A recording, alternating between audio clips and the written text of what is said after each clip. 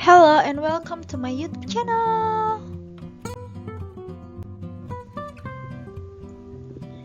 Halo teman-teman semua, terima kasih sudah klik video ini.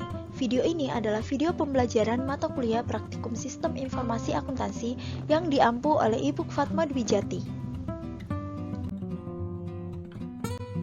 Sebelum masuk ke video pembahasan, alangkah baiknya untuk saya memperkenalkan diri terlebih dahulu.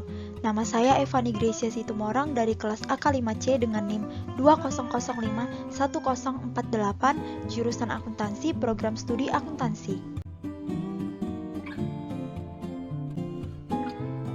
Dalam video ini, saya akan menjelaskan kasus 9 siklus aset tetap. Tanpa berlama-lama, langsung saja kita masuk ke penyelesaian pertama, yaitu DFD level 0. Dimulai dengan proses pembelian. Manajer akan melakukan permintaan pesanan pembelian aset tetap secara kredit dan langsung akan disetujui karena tidak ada otorisasi formal sebelum melakukan pemesanan pembelian aset tetap. Sebelumnya, manajer akan memilih pemasok dengan melihat data master pemasok. Kemudian setelah pemasok dipilih, proses selanjutnya yaitu manajer akan melakukan pemesanan pembelian dan mengirimkan syarat beserta kontrak pesanan kepada pemasok yang terkait tukar tambah, tanggal pengiriman, pendanaan, jaminan, dan layanan servis.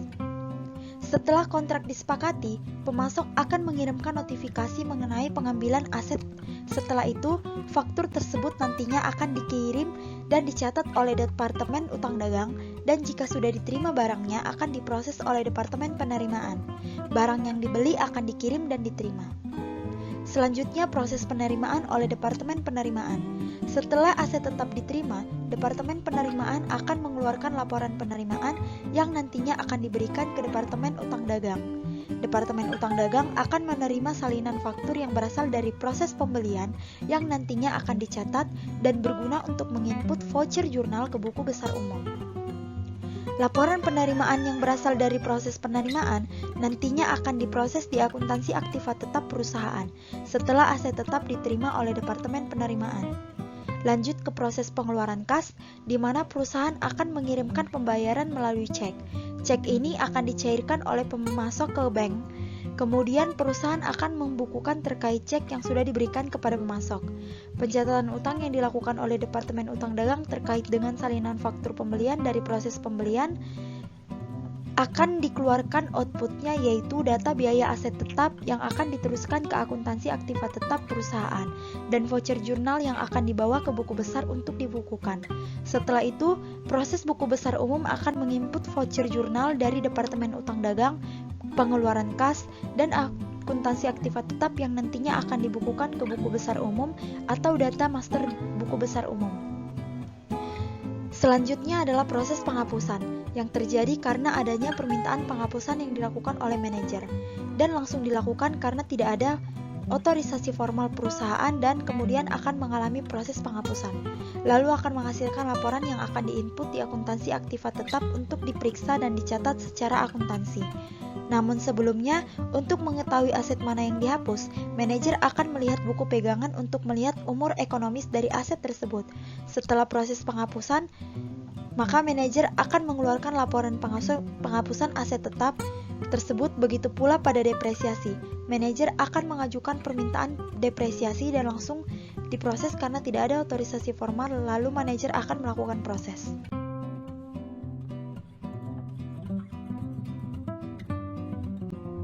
DFD level 1. Saat permintaan pesanan aset tetap telah disetujui, maka manajer akan langsung melakukan permintaan pembelian. Tetapi sebelumnya, manajer akan memilih pemasok dengan melihat data master pemasok. Saat proses pembelian aset tetap dilakukan, Departemen Pengguna akan merekonsiliasi dengan mengirimkan syarat dan kontrak kepada pemasok. Setelah syarat dan kontrak telah disetujui oleh pemasok, maka proses pembelian aset tetap akan berlangsung, yang diawali dengan pemasok akan mengirimkan faktur dan salinan pesanan pembelian, yang nantinya dokumen tersebut akan dibawa pada saat proses pembelian, di mana output yang ada yaitu salinan faktur pembelian dan aset tetap akan dikirimkan oleh pemasok ke manajer. Kedua, proses penerimaan, yang diawali dengan pembayaran kepada pemasok atau dengan cek, yang kemudian nantinya mengupdate voucher jurnal di buku besar umum. Setelah itu, pemasok akan mengirimkan aset tetap beserta slip pengepakan kepada Departemen Penerimaan. yang nantinya akan menghasilkan output laporan penerimaan yang akan diberikan ke Departemen Utang Dagang. Setelah proses penerimaan aset tetap dari pemasok, Departemen Penerimaan akan melakukan proses penyiapan laporan penerimaan yang nantinya laporan tersebut akan dibawa ke Departemen Utang Dagang dan Departemen Pengeluaran Kas.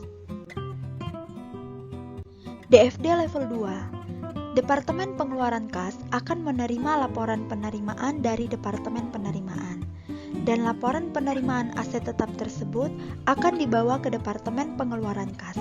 Setelah itu, di pengeluaran kas akan langsung diproses yang outputnya berupa cek pembayaran untuk pemasok dan voucher jurnal yang akan diposting ke buku besar umum.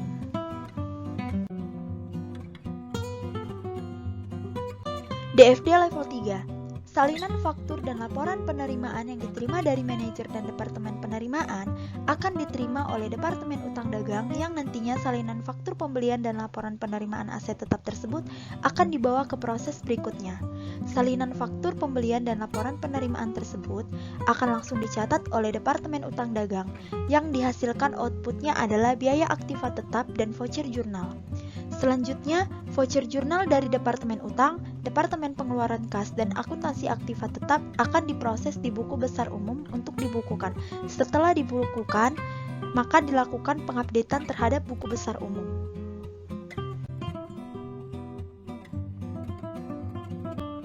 DFD level 4, yaitu proses permintaan penghapusan. Proses permintaan penghapusan yang diajukan oleh Departemen Pengguna akan dilakukan dengan melihat buku pegangan terlebih dahulu yang berisi tentang informasi umur aktiva tetap dalam penghapusan kebijakan.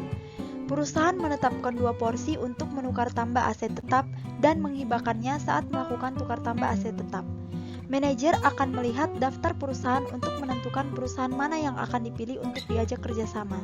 Saat aset tetap akan dihibahkan, manajer akan langsung menghibahkannya saja bisa ke anak perusahaan itu sendiri. Setelah ditentukan opsi mana yang akan dipilih oleh perusahaan, selanjutnya akan disiapkan laporan penghapusan aset tetap yang nantinya laporan penghapusan tersebut akan dibawa ke akuntansi aktiva tetap. DFD level 5. Pertama adalah laporan penerimaan dari Departemen Penerimaan akan diinput dan dicatat oleh Departemen Utang Dagang yang nantinya dihasilkan data biaya aktiva tetap yang akan diteruskan ke akuntansi aktiva tetap. Laporan penghapusan akan langsung diterima dan dikirim ke akuntansi aktiva tetap. Laporan depresiasi akan diterima dan langsung diproses ke akuntansi aktiva tetap. Akuntansi aktiva tetap akan menghimpun laporan penerimaan dari Departemen Penerimaan, laporan penghapusan dan laporan depresiasi dari manajer, yang nantinya laporan tersebut akan diproses dan dicetak secara akuntansi. Akuntansi aktiva tetap akan mengeluarkan voucher jurnal yang nantinya akan diposting ke buku besar pembantu aktiva tetap.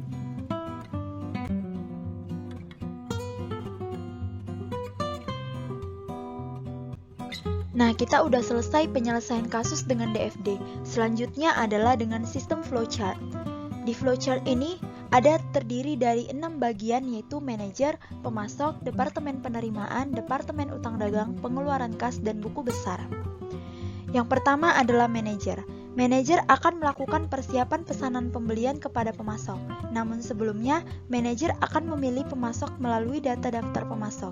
Kemudian dilakukanlah pesanan pembelian kepada pemasok dan menegosiasikan syarat dan kontrak.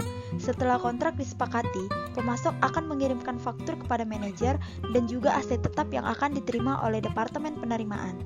Kemudian akan menghasilkan output, yaitu laporan penerimaan yang nantinya akan diberikan ke pengeluaran kas guna melakukan pembayaran.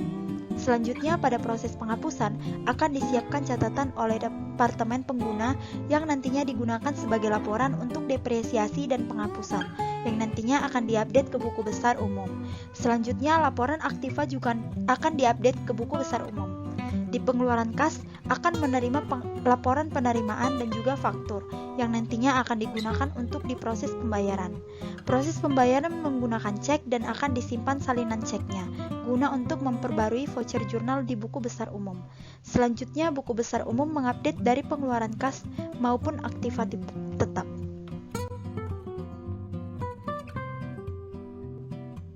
Setelah kita selesai penyelesaian menggunakan DFD dan flowchart, Selanjutnya kita diminta untuk menganalisis kelemahan-kelemahan pada kasus ini. Kelemahan pertama adalah otorisasi transaksi, di mana tidak ada otorisasi formal dalam permintaan pesanan. Yang kedua, lingkungan pengendalian. Tidak ada pemisahan tugas yang jelas terkait pengawasan dalam proses pemeliharaan. Yang ketiga, pengawasan. Tidak ada pengawasan ukuran umur ekonomis pada aset tetap. Yang keempat, pemisahan tugas. Belum adanya pemisahan tugas yang dilakukan oleh manajer produksi.